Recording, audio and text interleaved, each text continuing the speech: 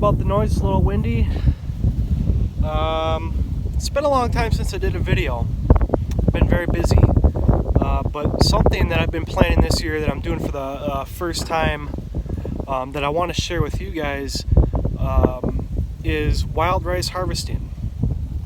Where I live, there's a lot of shallow lakes and rivers that are able to hold wild rice. It's native from where I'm from, and much of the Midwest, Minnesota, Wisconsin, Michigan area has wild rice. And so what I want to do is just kind of share how I'm doing it. I'm by myself typically.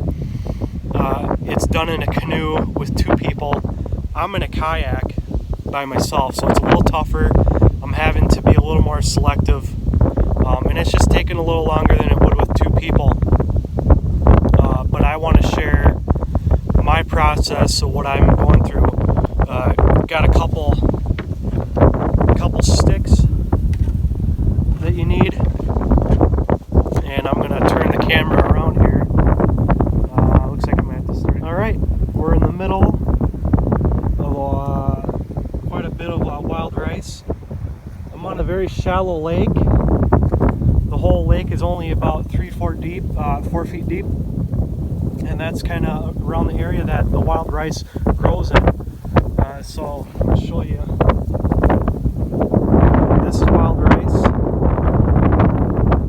and when you tap it, when it's ripe, they just fall off. Get you in here somewhere. See, this comes off, and that's what I got these sticks for. I got this stick for pushing me along the water.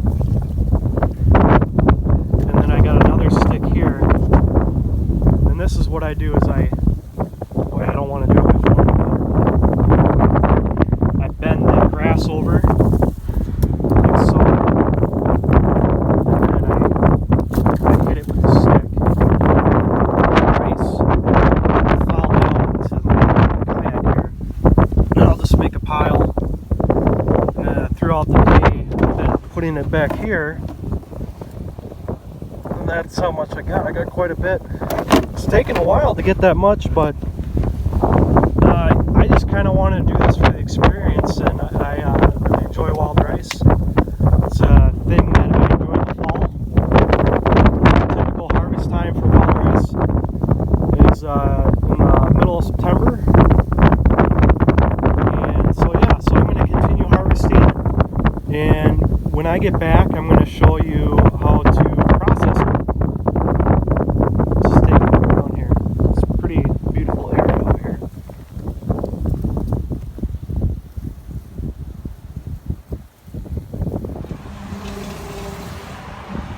Alright, I am back.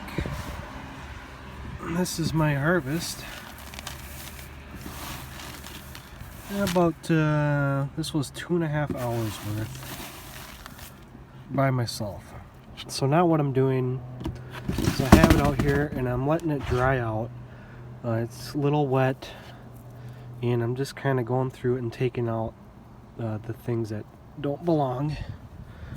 Some grass and insects, so I'm trying to take all that out.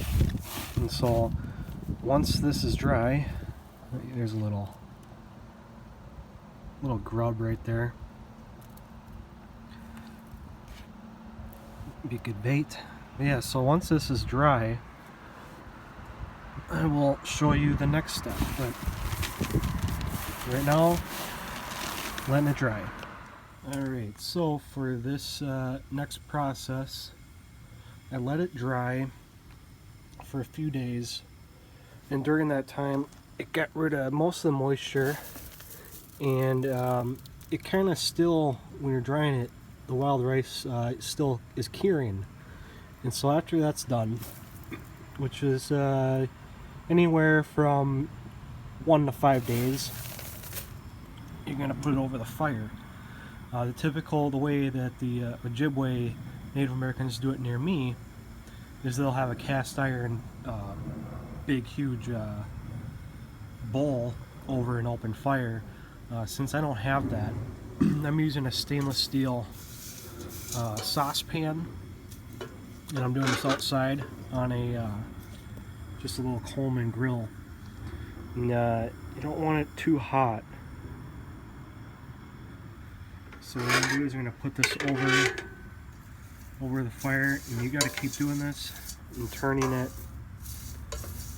for usually 30 to 45 minutes is what I've heard, or until you hear a crackling noise, and that's when it's done.